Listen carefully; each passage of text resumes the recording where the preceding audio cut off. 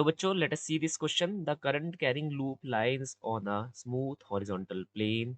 Then, first option, it is possible to establish a uniform magnetic field in the region so that the loop start rotating about its own axis.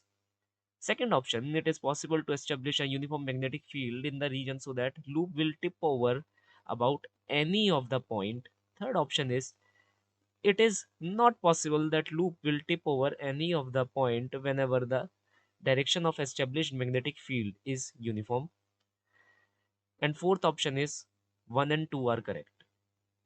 ये हमसे कह रहा है कि आपके पास एक current carrying loop है, ये हमारे लूप का एक्सिस है, this is the axis of the loop.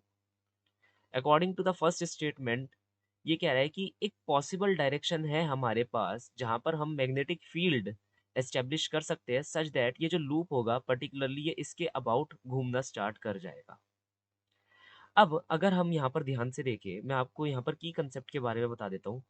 की कंसेप्ट पहला है torque equal to m cross b, where m is the magnetic moment whose formula is I into a vector, that is the direction of magnetic moment is in the direction of area vector, b is the applied magnetic field.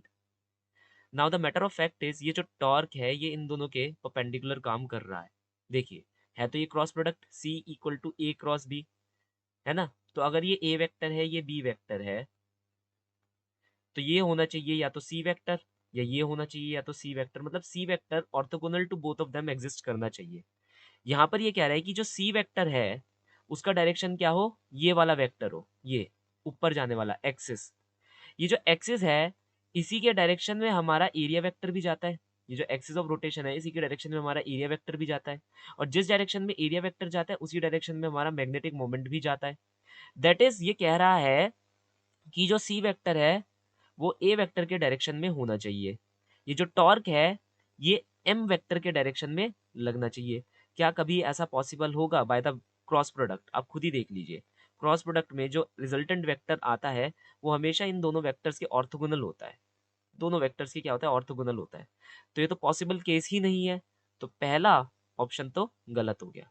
फिर ये कह रहा है कि क्या ये possible है कि किसी डायरेक्शन में मैं मैग्नेटिक फील्ड सेटअप कर दूं such that loop will tip over about any of its own point या any about any of the point, मतलब लूप ऐसा है और वो टिप कर जाए, मतलब यहाँ पर एसेंशियल टॉर्क क्रिएट हो जाए ताकि ये ऐसे लुढ़क जाए अबाउट दिस पॉइंट पी, ये किसी भी पॉइंट पी के अबाउट। ठीक है, यहाँ पर बहुत सारे पॉइंट है, जैसे ये P1 हो गया, ये P2 हो गया, ये P3 हो गया, ऐसे कई सारे पॉइंट्स हैं।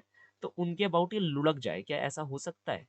अब उसके लिए हमें फिर से इसी फॉर्मूला की बात करनी पड़ेगी, tau equal to I A cross B. हमें टॉर्क के डायरेक्शन की बात करनी पड़ेगी।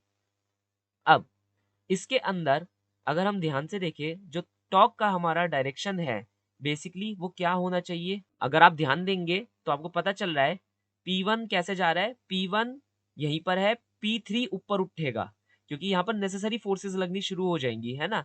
तो ये घूमना स्टार्ट करेगा तो ये टिप करेगा। दैट इज टॉर्क का अगर मैं डायरेक्शन देखूं, मैं आपको बता देता हूँ, टॉर्क का जो डायरेक्शन होगा वो डायरेक्शन ये होना चाहिए, ये टॉर्क का नेसेसरी डायरेक्शन होना चाहिए, ये हमें पता चला।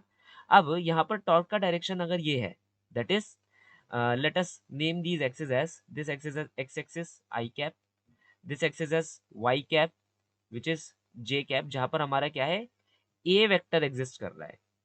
ठीक है, तो हमारे पास वाई एक्सिस में ए वेक्टर एग्जिस्ट कर रहा है।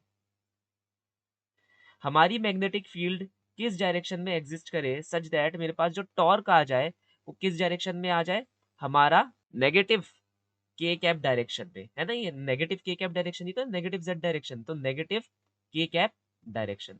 तो हमें पता चलेगा by the cross product rule I J K, अगर मैं जे क्रॉस आई कर देता हूं तो मुझे उल्टा जाना पड़ता है, that is we have to multiply -1 and the resultant vector will be K vector, तो माइनस के कैप हमें मिल सकता है। तो ये क्या होना चाहिए, आई कैप, ये क्या होना चाहिए, आई cap.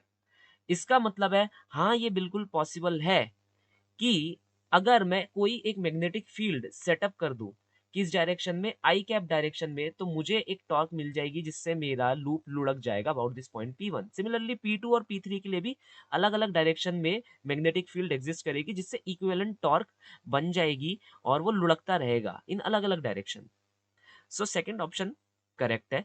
Then it is not possible that loop will tip over any of the point whatever be the direction of the established magnetic field will be। तो ये कह रहा है लूप टिप ही नहीं हो सकता, तो ये तो बिल्कुल ही गलत ऑप्शन है। Fourth option 1 and 2 are correct, नहीं, फर्स्ट ऑप्शन तो वैसे ही इनकरेक्ट था। तो हमारे को यहाँ पर पता चला कि first, third and fourth, all of them are incorrect options. Hence the final answer is second option. Hope you understood it well. Best of luck.